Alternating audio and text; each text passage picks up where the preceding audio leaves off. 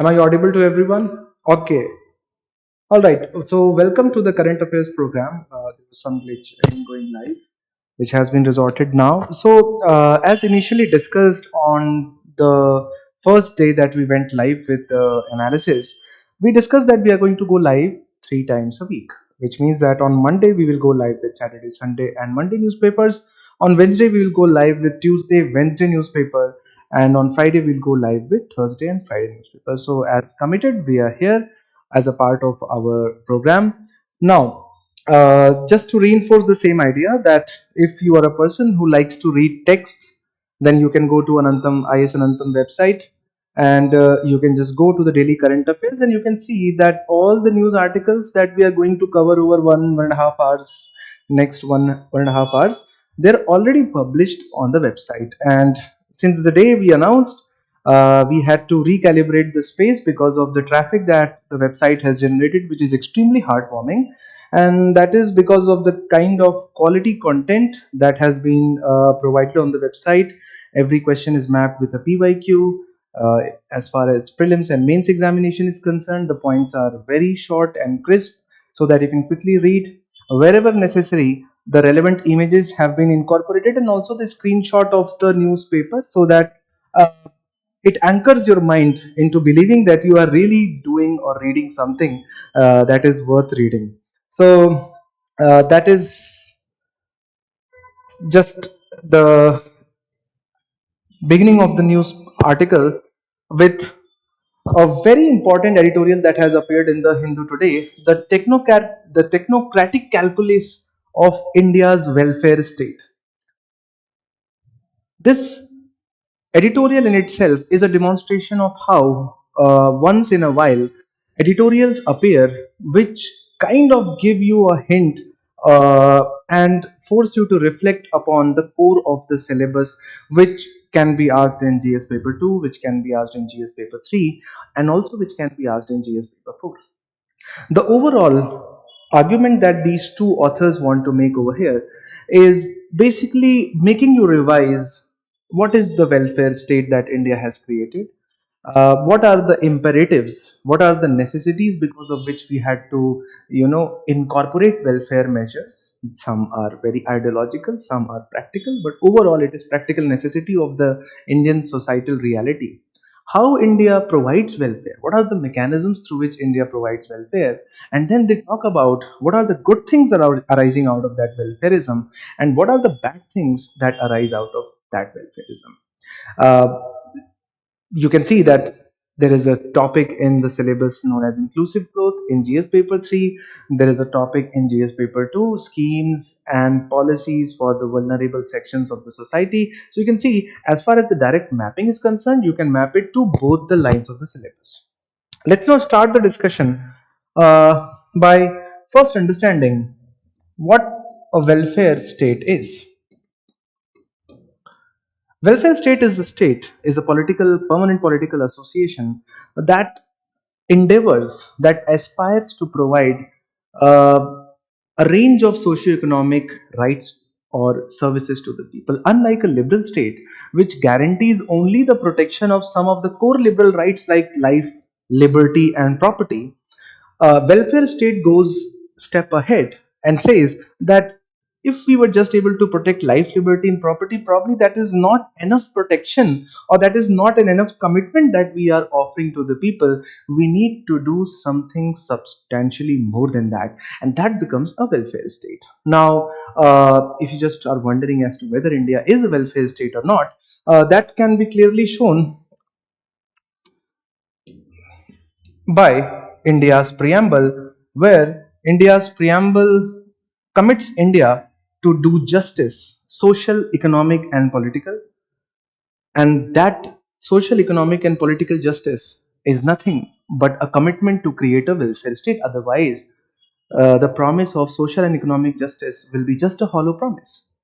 Apart from that, if you look at the DPSPs, the Directive Principles of State Policy, some of the core principles, Article 39, Clause B, and Article 39, Clause C, talk about nothing but welfareism distribution. The material resources of the society should be so distributed so as to subserve the common good. Article 39, Clause C talks about the control of economic means of production so that they do not allow concentration of wealth.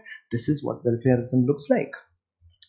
Apart from that, if you can see and appreciate through judicial activism how the ambit of fundamental right has widened from liberty to negative conception of liberty to positive conception of liberty, from liberalism to welfareism. So, if you look at Article 21, no person shall be deprived of life or personal liberty except for procedure established by law. We have read in polity classes as to how life has widened, personal liberty has widened, and procedure established by law has widened into procedural due process. And some of the Supreme Court judgments clearly indicate the inclination of the Supreme Court towards substantive due process. And together, as Abhinav Chandrachud says, that India might be ushering in the era of due process of law. Now, when you look at the word life, no person shall be deprived of life, and as soon as the life is read with shelter, with livelihood, with various other concomitant rights that we have come to enjoy, that is nothing but the guarantee of the Constitution of India towards welfareism. So you can see that the Constitution of India sort of creates a tilt for the state to necessarily be welfareistic or provide for welfare. But it's just not that the Indian state is providing welfare solely because the Constitution has guaranteed it. There are a lot of things that the Constitution has guaranteed, but which are not enjoyable by the people of India, which takes a lot of time for people to get into. But the India's stark social and economic realities make it necessary for the Indian state to be welfareistic. For example, if you look at some of the, for example, measurement of poverty through multi-dimensional poverty index, the latest data shows that around 50% of the people in our country, 14.8 or 14.6% of the people in our country are multi-dimensionally poor. What does it mean to say that 15% of the people are poor in multiple ways? They're just not poor economically, they're socially poor as well. Their nutritional attainments are low, health indicators are low, educational attainments are low, combined with the economic attainments. So you can see how the realities of India make it more important for India to be welfareistic. Apart from that, look at various societal norms, social institutions like patriarchy discriminating against women, thousands of years of caste system ensuring discrimination against lower caste has created a society fragmented into haves and haves not. So obviously the state of India, in order to provide so equality of status and opportunity, will have to come up with welfare scheme. Otherwise, India will never become a nation. Also, these things have been the reality of India since 1947, since 1950. So there's nothing new about it. What is new is that the welfareism has become even more pertinent, even more important than ever before after LPG. As soon as India went into economic reforms due to various internal and external factors, we say that India went into liberalization, privatization, and globalization only because of IMF sanctions, but that's not true. There were multiple factors. Besides the point, you can see that economic inequalities arising out of liberalization, privatization, and globalization can be put in numbers. For example, the one number which I think would be highly pertinent is Oxfam India report, which has put the inequality in a way which is 1% of the people controlling how much wealth of the country, and then 50% of the people, the bottom 50% of the people controlling 3% of the wealth. Now you give me this number in the chat box. If you are watching it for later, you can give me these numbers in the comment section. As soon as you know these numbers, that the bottom 50% of India's population, around 70 crore of India, has access to only 3% of the wealth, whereas top 1% control 40% of the entire wealth of our country, clearly indicates the need for welfareism. And this article is really not a critique of whether India is or is not doing enough for welfareism. The article goes on to explain as to what measures the government of India has adopted to basically provide for welfareism. Some of the common features of India's welfare state in modern times, in currently, is that India is providing welfare in the form of rights based approach.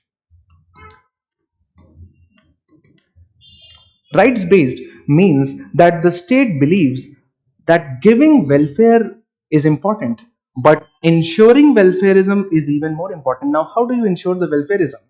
You pass a law through parliament and you say that 100 days of guaranteed employment in rural areas, anyone who wants to be employed in an unskilled work becomes his or her legal entitlement. The failure of the state to be able to provide for that will constitute violation of law. You can challenge that in the court. So if the state fails to provide anyone who seeks employment in rural areas for 100 days, people can go and challenge such failure of state into the court. So you can see that Manrega has become the legal right. MG Narega, apart from MG Narega, you can see National Food Security Act has become, the food, access to food has become your legal right. Right to education has become your fundamental right. All these have sanction of law. It's just not a false claim. It's just not an executive initiative which, if the state fails, you do not have any remedy. In fact, you have a remedy in the form of strict judicial penalty. Apart from that, what the authors want to highlight is the fact that how state of India has been rapidly able to transform the welfareism is through adoption of digital technologies. So digital technologies, or you can say tech enabled welfareism, is the hallmark. Tech enabled welfareism is the hallmark of India's current welfare measures. What is tech enabled? You can see increasing reliance of the government of India and the states on JAM Trinity, Jan Dhan, Aadhaar, and mobile, using which the government is delivering Pradhan Mantri Kisan Yojana. The wages of the Manrega are being delivered directly. All the scheme, all the schemes of government, especially the union government, is being delivered through the online and digital technology. Apart from that, it's just not the jam trinity which the government is using. Government is increasingly using JIS and remote sensing for the monitoring of the schemes. For example, when the government of India distributes uh, capital for the construction of home in rural areas and urban areas, the government mandates the geo-tagging of all the locations where the construction is going to construction is taking place. Similarly, when a work gets done in Manrega, it becomes obligatory for the controlling authority to geotag that location so that it can be independently verified through, yes, so it can be independently verified through remote sensing and GIS. So you can see that this is the hallmark. Apart from that, another hallmark, the third one, is that the government of India has gradually, steadily, and slowly decreasing the allocation of budget on social sector. So they have done a calculation where they have found out that around in a period of 2014 and 15, just before when the NDA government came to power and UPA was in power, average budgetary allocation was around 21 to 22%. annual basis, as compared to in 2024 and 25 budget, where it has fallen down to around 14%. So you can see that there is around one third reduction in the budgetary allocation. So that is also something that has become. Now, one of the reasons as to why reduction could happen is because when you adopt technology, you reduce the leakage, and obviously you would not need as much money as before, because technology just makes things transparent, accountable, efficient. And this is what also authors want to talk about, as to how the access to digital technology and right based approach has transformed India's welfareism. So, what are the merits of the current welfare measure? Is that it has become transparent. You can clearly see the list, and all the list has been verified through JAM portal. It has become accountable. It has become way faster because the money is now directly going into the bank account. The It has become extremely difficult to divert the money, so diversion of the funds has become more difficult. We would not say impossible. uh, Earlier, whenever a list of the beneficiaries would have to be maintained, it would involve manual registers. But now, since everything is being done through UIDAI data, you can see that exclusion and inclusion errors have reduced, which means that it is better targeting than before. So, if you want to provide welfare to this particular targeted group, the fact that you use technology has made it more probable that the money will be distributed within this group. Obviously, there would be some rightful claimant who could be excluded. Of course, there could be some people who were not desirous got. So this is called inclusion and exclusion error, but it has become better targeted. However, the reason why you should read newspapers and you should read good editorials is because the next point that they want to argue is extremely important. They offer a very different perspective about this changed welfareism and increasing use of technology. They want to offer three very beautiful downside of the increasing resort to digital technologies. What are the downsides? So if you look at the downsides,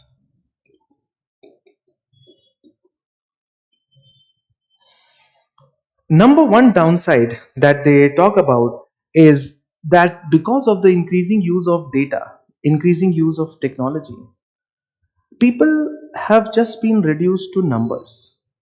So they have just become a point on a graph. A person, a beneficiary of a welfare scheme is no more than a mere point in a statistics. So you can say that it is increasingly dehumanizing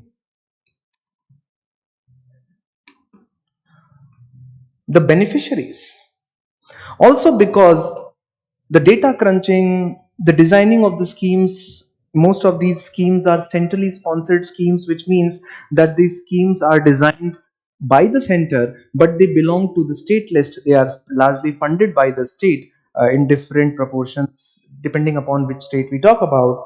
Uh, it is just one way communication of welfare scheme, making beneficiary just like a passive recipient of a welfare program.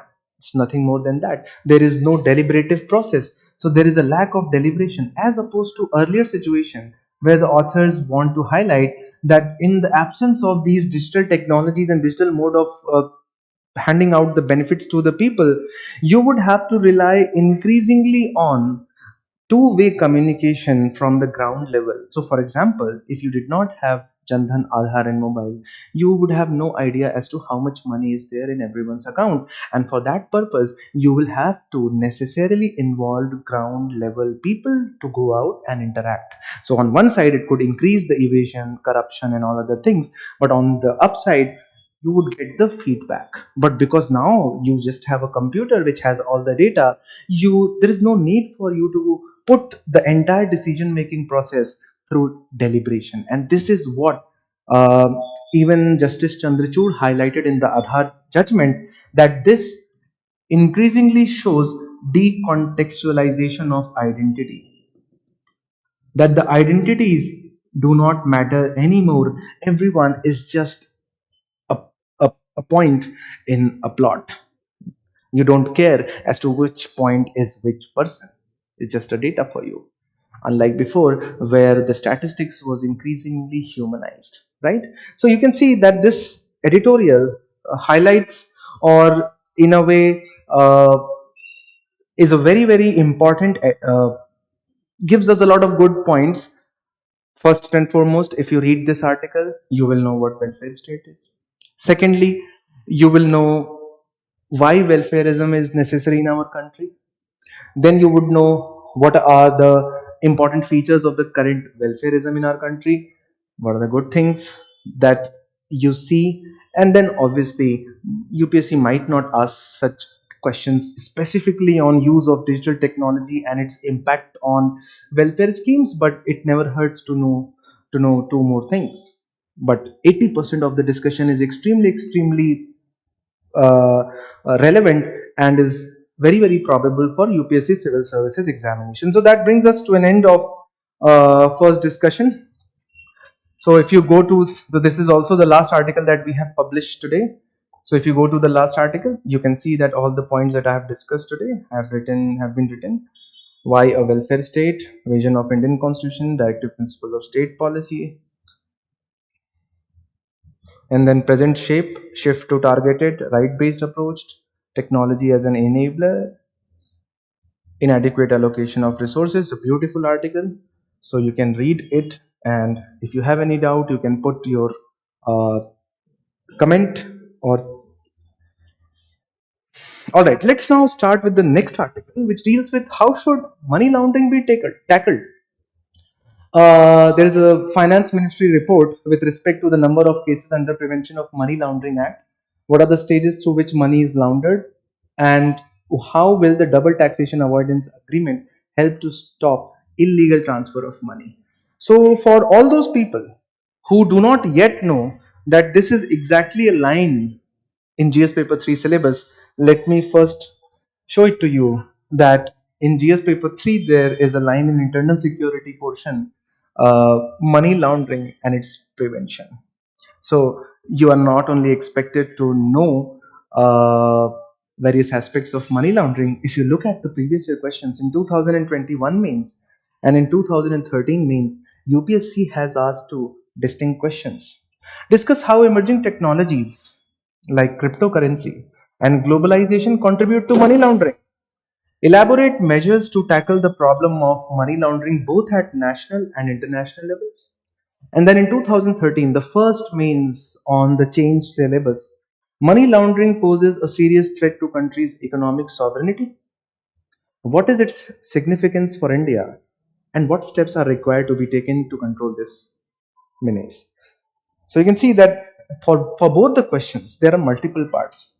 So, for example, in 2021 question, discuss how emerging technologies and globalization contribute to money laundering. So, examiner would exactly want to see how you are able to show that the new technologies contribute to money laundering, demand number one. And number two, you will have to elaborate measures to tackle the problem of money laundering. And then it would have two subcomponents at national and at international levels. In 2013, the question has money laundering poses a serious threat to country's economic sovereignty.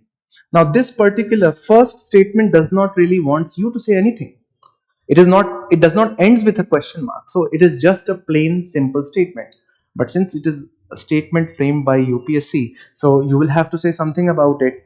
And so you will talk about how in the introduction money laundering is a threat to economy, and since it is a threat to economy, it is a threat to India's economic security and sovereignty as well. And then what is its significance for India, and then what steps are required. So you can see there are three components. Clearly see there are three components to this answer. Okay, so Let's start with the topic of money laundering and see what money laundering means, and then we will understand various dimensions. Launderings. It's just laundering. Okay. All right. So if you look at money laundering, uh, what does it mean to say that I'm going to do laundry today? So when you do laundry, you basically put dirty clothes into the system and then the clean clothes come out. When the same word is attached with the word money, it simply means that you put dirty money through some financial uh, jugglery and then white money comes out from that side. The question is, why do you need or why would anyone want to do that? And the simple answer is that because a lot of people have black money. And since it is very, very difficult to use the black money because it is cash largely, cash, while as much as you may want to love cash, it creates a lot of problems. Number one, cash is very bulky. So you cannot really take 2 3 CRs of cash casually. Whereas you can carry thousands of crores into your bank account and you can move anywhere. You There is a limitation as to how much cash you can carry, and I'm talking about the practical problem. At the same time, wherever you will store this huge cash pile, you will always be worried about the security. Anyone could steal your cash, and because it is a bearer's instrument, if I give you 1 CR, you can't ask whether it is my money or anyone's else. It's not a check written on a person's name. It is like electoral bonds. So it is a cash. So there are multiple problems with cash. And that is why people want to convert this cash into financial system. But obviously, if you directly want to deposit 2000 crore rupees of cash into your own bank account, immediately you will be caught. So that's why the jugglery is required. That's where the magic is required. The first question is, what is a black money then? Do you really think that some money, the notes are black in color and some are green and some are yellow in color? That's not the reality. Black money is generated in two ways. Number one is if the source of money itself is not illegal. Source is illegal.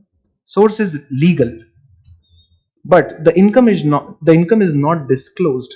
Source legal, but the income is not disclosed to the government. So for example, if you are a practicing doctor, if you're a practicing let's say if you're a businessman, you earn 10 crore rupees of money in a particular financial year, but you choose to show to the income tax department that you earned only 1 crore this particular year, and so the rest of the 9 crore rupees basically becomes black money. The source is legal. You did not earn it from illegal methods. You earned it through legal methods, but because you know the taxation rates are so high, if you reveal everything, the government is going to take away probably 40%.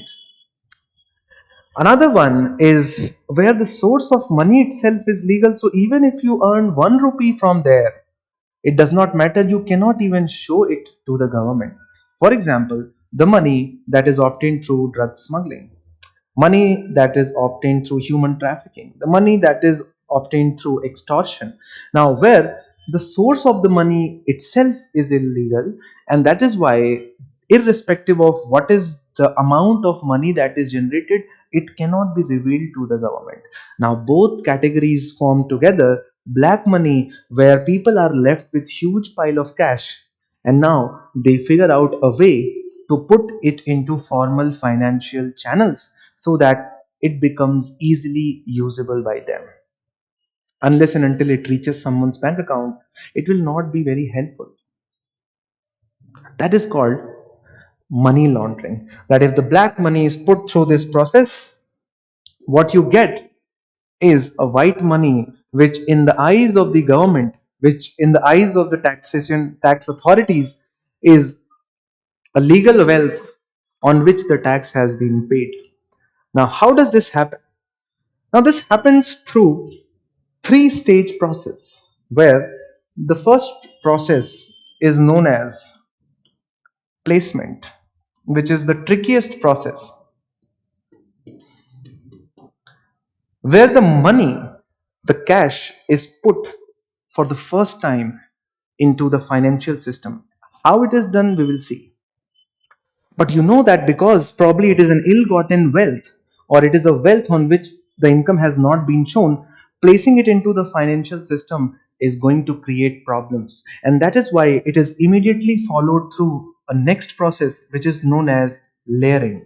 A complex set of transactions which can go globally, not just nationally, to make tax authorities, government confused. So for example, as soon as the money is put into bank account, we'll see how it is routed through so many different companies, transactions, loans, donations to trusts, political parties, that it becomes practically impossible for the government to trace back the original source of money, so that no money trail is left. And since there will be no money trail, the money will just disappear, and the taxation authorities will not be able to reach as to where did it begin initially. And then finally, after the layering process is complete, it is followed by integration of that money, so that the original purpose for which you went through so much of pain, you, as in I mean anyone who has the black money, integration is finally making sure that money comes back to you, because that was the original purpose. If that original purpose will not be served, then there is no point in going through so much of pain.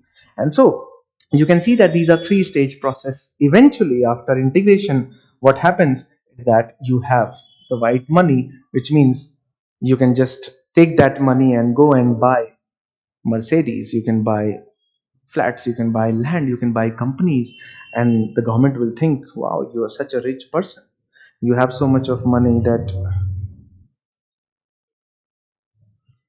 All right, okay, so let's see how it is done. Whenever you have a huge pile of cash, anyone who has a huge pile of cash, there are certain tricks that are adopted for placement. Number one bet would be to find a cash intensive business where naturally a lot of cash has to be dealt with. For example, bars and restaurants, hotels. What happens in a hotel is that if a hotel has 100 rooms, probably all of them are not occupied, and most of the people would want to pay in cash. So if a hotel has 100 rooms, 20 rooms, let's say, are occupied on a daily basis, the person with the black money, A, goes and does a transactional deal with the person, hotel owner, that look, anyways, your 80 rooms are unoccupied. So why don't I give you 100 crore of rupees and you show all the remaining 80 rooms as booked on a daily basis. So if each room costs 10,000 per night, 80 rooms would cost 8 lakh rupees per night. 8 lakh of rupees per night, that hotel owner can go and deposit in his own bank account on a daily basis and show it as his own revenue. And you can see how placement has been achieved. The black money has entered into financial system. It has not so far returned to A, but at least A will be relieved that my 100 cr now has entered some bank account. Now it is a part of official financial channel, something that I don't have to worry about. Is this making sense to everyone? Just one second. All the 600, oh, now 500 people live. Okay, so you can see that that is number one bet. There are other methods to do money laundering, and the most important one is art and antique items, where the pricing is extremely subjective. Real estate, where the actual price on which the asset is sold or purchased is very different from the paper price. So, for example, if a particular real estate, let's say plot or a flat, costs 5 crore rupees, in reality, the paper transaction happens only for 2.5 to 3 cr. Rest 2 has to be given in cash. So you can see that is underpricing. Through underpricing, you were able to give 2 crore of cash, and you were able to purchase 5 crore worth of asset. In that way, you were able to adjust your black money, and you were able to transform that black money into a real estate asset. Similarly, painting drawn by Majnu Bhai could be purchased by anyone for 5 cr. That would create a paper trail that the painting is worth 5 crore. And now the person who purchased it can sell it to anyone for 10 cr. And that's how overpricing can lead to adjustment of money. And that is why when you see the diamond at a particular auction house in New York sold for $176 million, more often than not, these are sales and purchase that are done mainly for the purpose of money laundering. Obviously, there is a love for art that is involved, but that is not how it is. So once the system enters, you can see there are various mechanisms to layer it. One mechanism of layering is that immediately you can buy a cryptocurrency like a Bitcoin. Once you change your rupee currency into a Bitcoin, you can see that probably no government agency across the globe will be able to trace the money trail. And you can just keep on exchanging one cryptocurrency from another and do it twice or thrice, and then the system will hang. You will not be, any government agency will not be able to trace the money trail. So you can see that that is why the question had asked the digital currency. Also, after digital currency, what became very common was non-fungible tokens, where the creator of a particular digital asset could be uniquely identified. So, uniquely identifiable digital assets, non-fungible token, were being sold at one point for even $1 million for an emoji or a GIF. And so you can see people were wondering as to why people could pay as much as $10,000 for a smiley. People were paying it just so that they can transform their ill-gotten wealth into some token which they can later on reconvert it back. So you can see that this is what a layering is. How integration happens. Integration means eventually the money should return to A in some or the other form. So how that can happen, since A had given the money to B for converting that money and letting the money enter into the financial system, B could become an investor in A's company, investing at a very, very diluted stakeholdership. So A's company otherwise would require, let's say, on a stake of 20% would require 20 crore rupees, but for B, that will be done for 1% because B has already taken A's money. It is, after all, A's money. So B will take his commission, and eventually rest of the money will be invested on a very, very low partnership model. That is one of the ways. Or there could be import and export involved, where through the mechanisms of over invoicing and under invoicing of the import volumes, the money could be sent from US to India. For example, let's say $10 million have to be transferred from US to India. Somehow, through this mechanism, the money has now landed very safely in United States of American Bank, let's say Chase Bank or JP Morgan Bank. Now, eventually, it has to be passed on to Indian customer. So, let's say American exporter has this responsibility of transferring that $10 million to Indian person. Eventually, this was his money which went to US for laundering purposes, and now finally it has to be integrated into India. There are multiple options. The US person can simply send through FDI, can invest into India, into this Indian person's company becomes foreign direct investment, or he can export a commodity, price it very low. So actual price, let's say, is this. On paper, he can price it at a very, very, very low value and send the entire shipment to this person. The difference amount will be $10 million. So you can see all of this constitutes as round tripping. What does round tripping means? In RBI would count it as an FDI. The government will show that this is the ease of doing business environment that we have created, that now we are able to receive so much of foreign funds. But actually, no one realizes that it is the money which originated here in the form of black money, got placed through layering, went to US, and now it is coming back in the form of round tripping. So this is the entire trip. Eventually, that money will come back to India, and you cannot even imagine the damage that the black money does to economy, to society, to politics.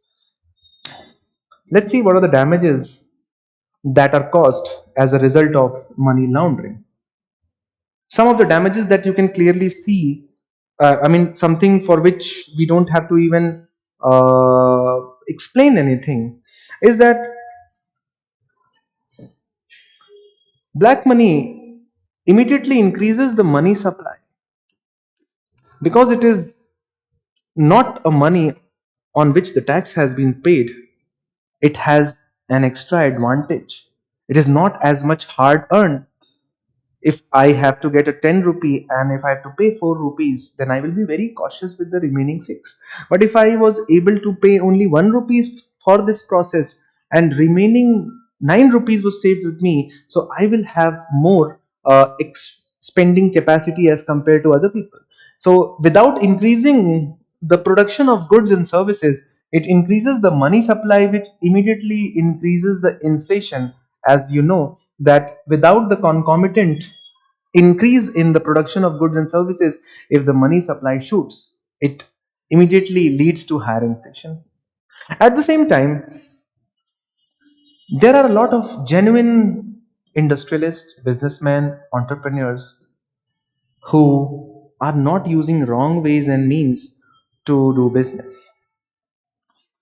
What black money and lack of regulation of black money does is that it puts the genuine business people to a disadvantage.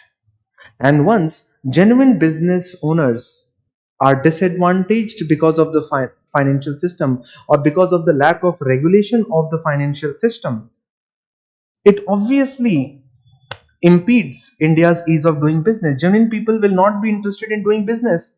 And so it reduces the overall probability of people turning into entrepreneurship, clearly realizing that people like A have far better chances to do business, because even if they are in losses, they will be able to sustain because they have huge hordes of black money backing them clearly. Lack of regulation also hurts the confidence that people might have on financial system like banks and insurance agencies. So you can see that is an impact on economy. It also impacts security.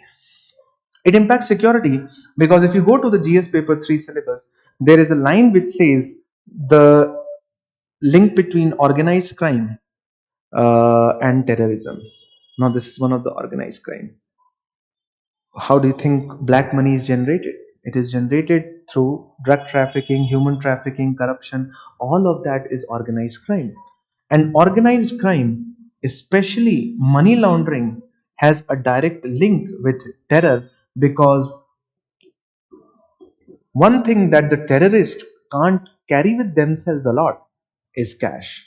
They can carry with themselves one bomb, two bombs. They can carry with themselves bullets and guns, one or two. That is more than sufficient to cause enough damage in India. But they can't carry required cash to get them whatever facilities they need within India. And the entire transaction is facilitated because we are not able to keep a regulation on money laundering. It is facilitated through these channels. So you can see, not being able to regulate money laundering directly impacts our internal security as well. At the same time, it hurts our political system as well. So when we hear about criminalization of politics, you can clearly see criminals becoming lawmakers, lawbreakers becoming lawmakers. What creates a situation where a lawbreaker has a far higher probability of winning election, to the extent that 44 to 46% of the current members of parliament are charge sheeted for very, very serious crimes. How do you think they are able to win elections? They are able to transform their ill gotten wealth into financial systems through which they use that money during elections to their advantage.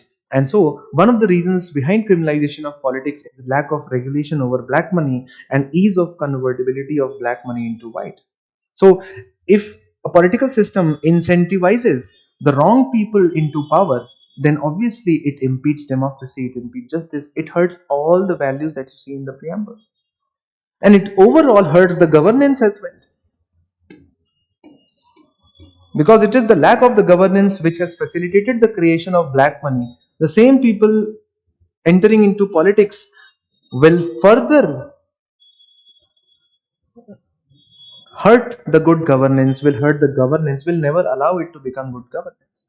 And similarly, you can see it hurts the society. Also, realizing this very well, uh, both the government of India as well as international community has taken a lot of serious measures. Some of them are very, very serious, to restrict, because everyone eventually realized that just like nuclear proliferation, just like global warming and climate change, money laundering happening anywhere is a threat to financial system everywhere, because money laundering is routed through the global financial channels, and so it is bad for all of us. So all of us should take concerted efforts, all of us should make sure that this does not happen.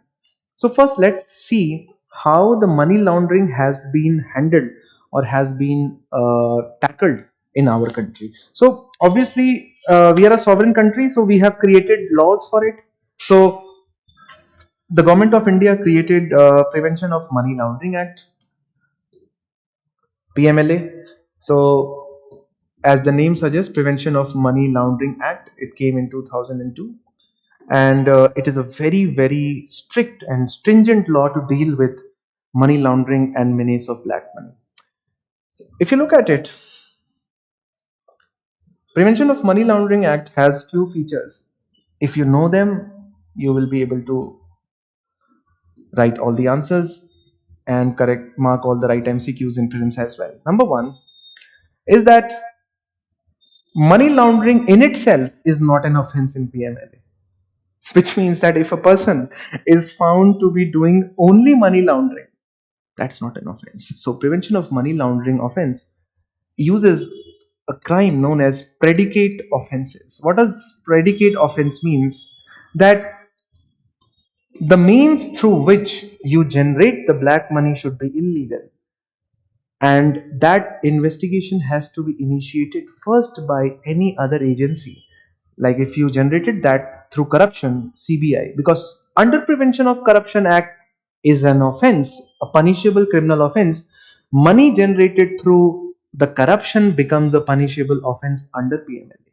So you can see CBI, then the local police, then custom agencies first initiate a case for narcotics and drugs and tax evasion through income tax. And once these agencies initiate a criminal project investigation in a particular case, only then the sections of PMLA can be invoked against a person. Otherwise, it can't be. But once it has been done, then the real game starts, because a very deadly enforcement directorate, or known as ED, gets involved. And ED is one of the most powerful agencies in our country for two reasons. Number one is that it has the power to seize and attach properties by its own executive action, unlike the local police, where they will have to be dependent on the judiciary. The judiciary will allow, only then the seizure can happen. If ED is convinced by itself that this is a property purchased through black money, then the ED will attach it. Now it's the responsibility. The burden of proof is on the defendant, the accused. Now the accused will have to go to the court and say, "Sir, look, this is the money I generated through my business. These are the papers. These are the income tax returns of these particular year. So I generated these 5 CR in 3 years, and that is how I purchased the property." And then the property will be released. If the respondent, the accused, is not able to prove, the property will continue perpetually to belong to the government ED. And the second one is, unlike any other agency, whatever we say in front of the investigating agencies, which is a part of the executive, is not admissible as an evidence in the court of record, in the courts. Anything said in the front of ED becomes admissible,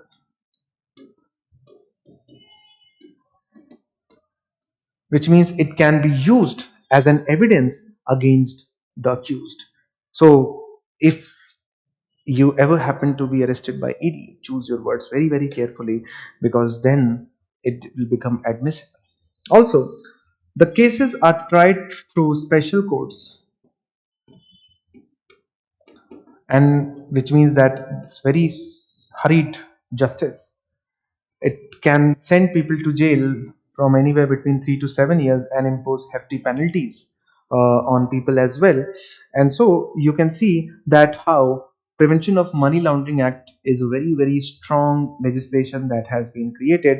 Obviously, you have then FEMA, so Foreign Exchange Management Act, but that is not as much important. Apart from that, there is a Financial Intelligence Unit also.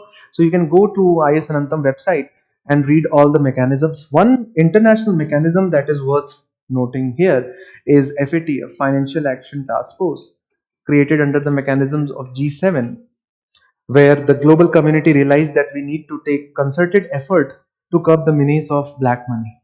Now, FATF does not have a lot of powers, but it can name and shame countries, and it can compel other countries to take action on those countries which do not cooperate in control of money laundering. And so, if you read the newspaper, you often read about black and gray list. That gray and black listing is an informal word. The formal usage by FATF is non-cooperating countries or territories, which means that there are 40 set of reforms that the FATF has asked every member country to carry out, making money laundering a punishable criminal offense, improving the disclosure norms. All of these have been recommended by FATF to be followed by every country.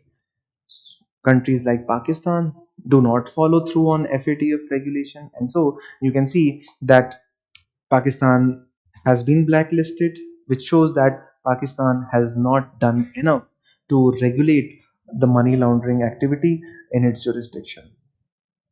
But despite having these domestic as well as international measures to curb the menace of black money, you can see that black money still goes on. What creates the fertile ground for black money, or why the black money has not been able to it's not controllable in our country, is because of the issues and challenges in our financial system. What are those issues and challenges? Now, something that, let's read it from here. So you can see that effects of whatever effects we have talked about. So you can see Prevention of Money Laundering Act. So you can read all of what we have discussed so far.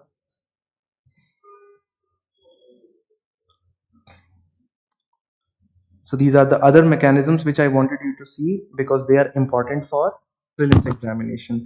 For instance, Vienna Convention, for the first time in 1988, global community agreed and admitted that we need a joint action. Then Council of Europe Convention, Basel Committee, just like you have a Basel norm for banking regulation, capital adequacy ratio and all of that, the Basel Committee for money laundering also. And then this is Financial Action Task Force. So you can see challenges. So we have discussed rapid advancement in digital technology. The enforcement agencies are not able to match up with the pace of predicate offense oriented law. This means a case under the act depends on the fate of the cases pursued by the primary agencies only, such as the CBI, the Income Tax Department, or the police. If they do not pursue their case well, then so that is the basic primary case which CBI initiated, which the state police initiated. If they themselves do not follow through on their own cases seriously, ED will be helpless. Just like we see that there are so many cases that the ED initiates, and immediately after 6 8 months, ED has to withdraw the cases, right? Uh, Obviously, there is a lack of awareness about seriousness of crimes of money laundering, non-fulfillment of KYC norms. So RBI has is very stringent, and RBI is very strict about the norms related to money laundering and KYC. So every person who has to open their bank account, they have to fulfill KYC requirements. But we have seen non-fulfillment of KYC norms has led to insurance scam, for example, which has been recently unearthed in UP, which is turning out to be multi-state insurance scam because the banks were not following the KYC norms that was mandated by the RBI. So you should read these, and then what is the way forward? I think so. Let's now move on to the next news. Just one second. That deals with flash floods. So you can see the news article, Uttarakhand flash flood. The rescue has begun, and probably all of us have already watched the harrowing video where you can see how voluminous stream is flowing down without giving even probably 30 seconds for the people to escape, and that is what is known as flash flood. So flash flood as a hazard or as a disaster has not been separately dealt by National Disaster Management Authority, NDMA. It treats floods and urban floods separately, and that is the problem in India to begin with, is that the flash floods have not been given their due attention. But if you just look at the data, there has been around 239 flash floods in last 1 year only in Assam, and this is the data that has been reported by NDMA itself. So the kind of and all those flash floods happened because of breach of dam, breach of levees. So what we'll do is that we will understand quickly, because the floods as a whole, as a topic, will be dealt separately in some other discussion, but let's focus on flash floods. But obviously you can see what a flood is, that when a flowing, let's say this is a river, it's flowing in this direction towards the board or coming out of the board, has a normal capacity, and you know that generally the tribute, any flowing stream has these natural levees. So when the water flows out of the natural levee is flood, as simple as that. And when that happens in less than 6 hours, that is called flash floods. So, what is a flood? Flood is when the water bearing capacity of the stream of water is less, and the discharge of the water is more. So, when the discharge is more and the capacity is low, anything that increases the discharge or the volume of the water flowing per unit of time, so million gallons of water per day or per hour or per year, if that increases suddenly, it will not allow the entire water to be contained in this stream, and obviously the water will spill over. Or something that reduces the capacity of the river stream to carry that discharge, which means that suddenly, let's say there is a landslide which brings a lot of pebbles and fills the bottom of the stream, leaving the river channel with less capacity to hold water. Both of them will result in the same outcome. So now whatever factors are responsible for floods, they are also responsible for flash floods. It's just that in case of flash floods, all of that happens within split seconds, within 1 hour, within 2 hours, leaving no time for human population to respond. Whereas in floods, these are relatively slower, not slow onset disaster like a drought, but relatively slower as compared to flash flood. So, for example, if more rainfall can cause flood, excessive rainfall, or you can clearly say a cloudburst can cause, because it will discharge so much of water in such a small amount of time that the ability of the river to empty the water, because water can only flow at a particular rate, and if excessive water has fallen in a very small period of time, the river will not have an opportunity to first evacuate the already existing water and then take the next set of water which has fallen in the basin of the river. So you can see that almost the same factors like cloudburst, uh, rainstorms, rainstorms happening because of cyclone, any cyclonic activity, deep depression, could be tropical, it could be extra tropical, in any form. Coming to thunderstorm, these are the factors which are responsible. Glacial lake outburst flood, glof, we know what is a glof. There is, let's say, in the higher there is a lake, and suddenly the water of the lake spills over, and then all of the water comes down. So all of the factors which increase the amount volume of water in a limited period of time, 6 hours, will be responsible for flash flood, and all of that which reduces the capability of the river to take away, for example landslide, avalanche, all of them are interrelated with each other. All of that will go into reducing the capacity of the river to take away the water. So why we are not going through detailed discussion on flash flood, because we have already discussed floods in our DNS videos, and there were two other more important articles. You can read the article on our website IS Anantam, where you will see what are the measures. So what are the measures for any disaster? Preparedness and reduction in vulnerability. Preparedness would include early warning systems. Preparedness would include hazard zonation mapping. You map out all the areas which are flash flood prone, and you allow the settlement so that the higher risk areas are not settled densely by the human population unless and until it is extremely important function. You should not allow people to settle in those areas which are very very prone to hazard. Then you can see, so you can, it's largely the same, increase in preparedness and reduction in vulnerability, that is what will allow the disaster to be converted back to a hazard and will not allow hazard to become a disaster. So purchasing managers index is a very very important index, although it is not a government index, but it is published every month. Purchasing manager index, and why we have to read about these kinds of indices is because of this question: which of the following is not a sub index of World Bank's ease of doing business index? So you can clearly see that UPSC's penchant, his UPSC's love for these indices. So it helps everyone to know about the business environment. Now, one way to know about the business environment is to have data about the goods, the production, the total sum of services, goods produced in a particular month. But that is a very tedious task because of the lacks of the producers of goods and services. That data is not easy to fetch. That is done, but that is done in the form of annual survey of industries. It takes a lot of time.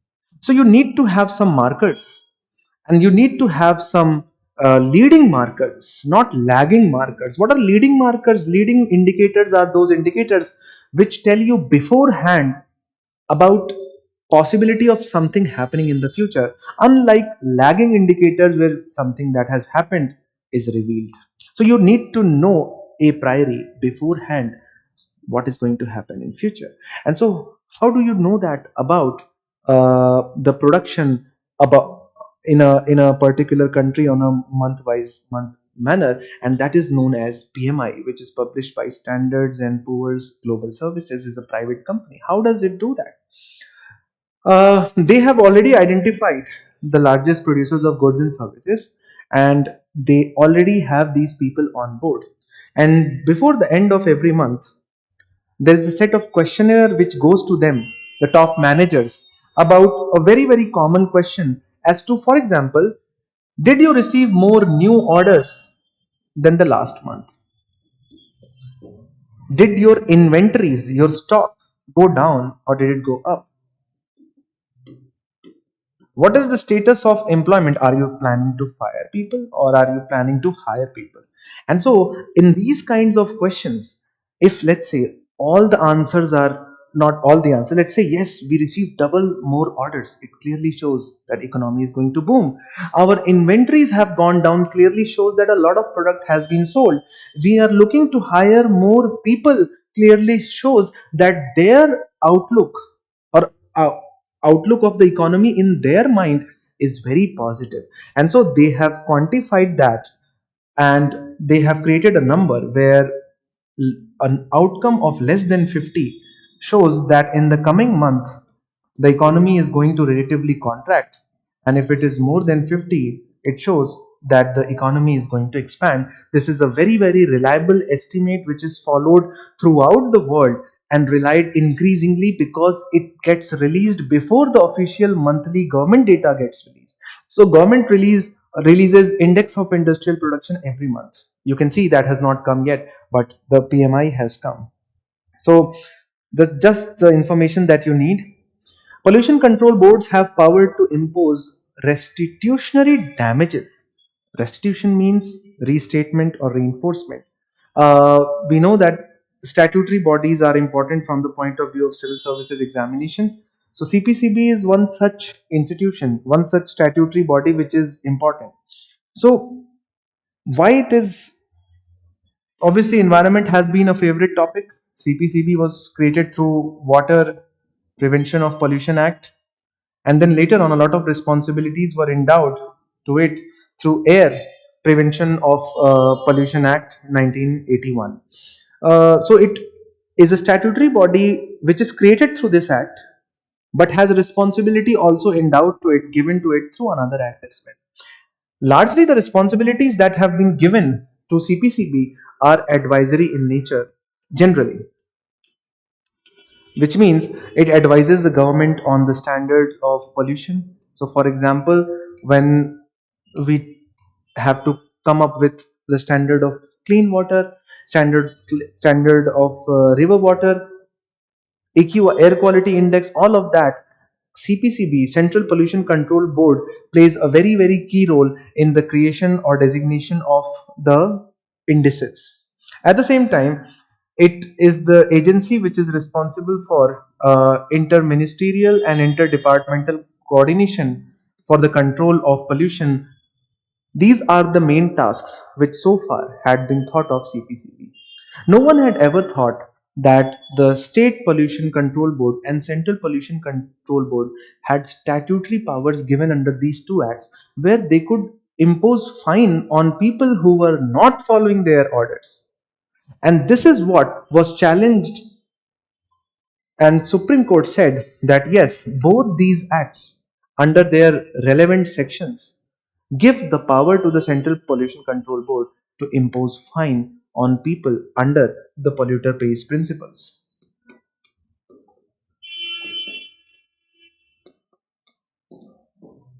In this way, Supreme Court has flawlessly integrated an international environmental law principles like the way Supreme Court has always done. Polluter pays is not an Indian principle. It has been incorporated into India, into municipal law through the ability of the Supreme Court to quote international judgments. So this is just, let's do the remaining articles through. So you can see that this is PMI.